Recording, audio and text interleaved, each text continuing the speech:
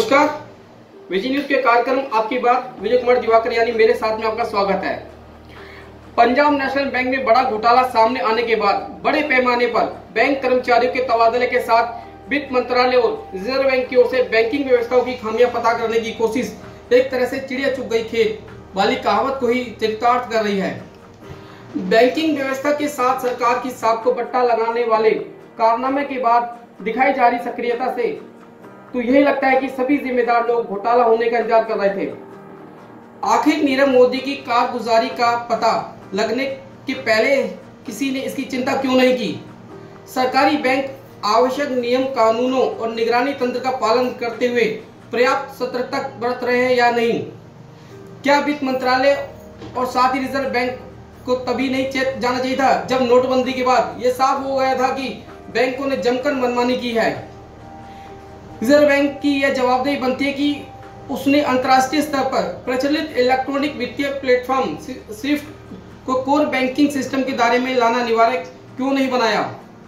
इस सवाल का जवाब मिलना चाहिए क्योंकि 2016 में बांग्लादेश में एक बैंक से हुई कम से लगभग $8 करोड़ की धोखाधड़ी में स्विफ्ट संदेश प्रणाली की ही खामी सामने आई थी।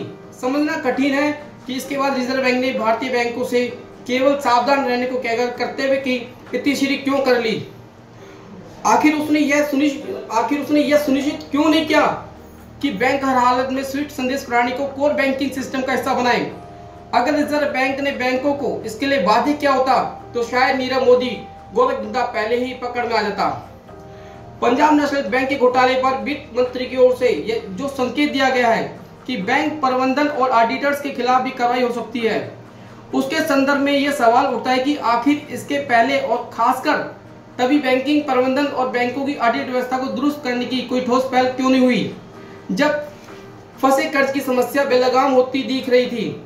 सरकारी बैंक की नियामक संस्था रिजर्व बैंक के साथ यह नैतिक जिम्मेदारी तो वित्त मंत्रालय की भी बनती थी कि वह बैंकों के कुप्रबंधन को ठीक करने के लिए अपने स्तर पर उचित कदम उठाता। यदि सरकारी बैंकों में फंसे कर्ज एनपीओ में तब्दील होते जा रहे हैं और सक्षम लोग कर्ज लौटाने के बजाय बहाने बनाकर मौज कर रहे हैं तो इसलिए बैंकों का प्रबंधन कुप्रबंधन का पर्याप्त बन गया है।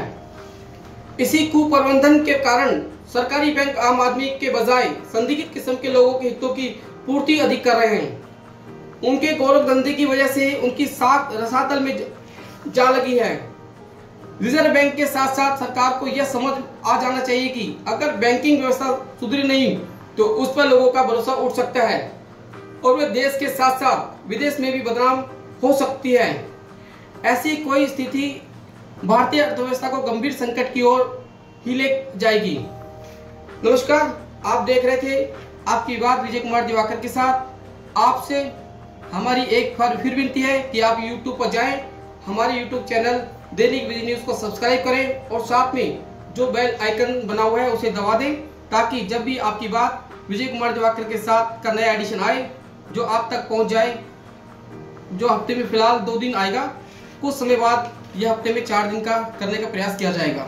अगर आपको हमारा ये वीडियो पसंद आया है तो आप हमारे चैनल दैनिक विजय न्यूज को सब्सक्राइब कीजिए, साथ ही बेल आइकन को प्रेस कीजिए ताकि हमारी सारी अपडेट सबसे पहले आप तक पहुंच सके।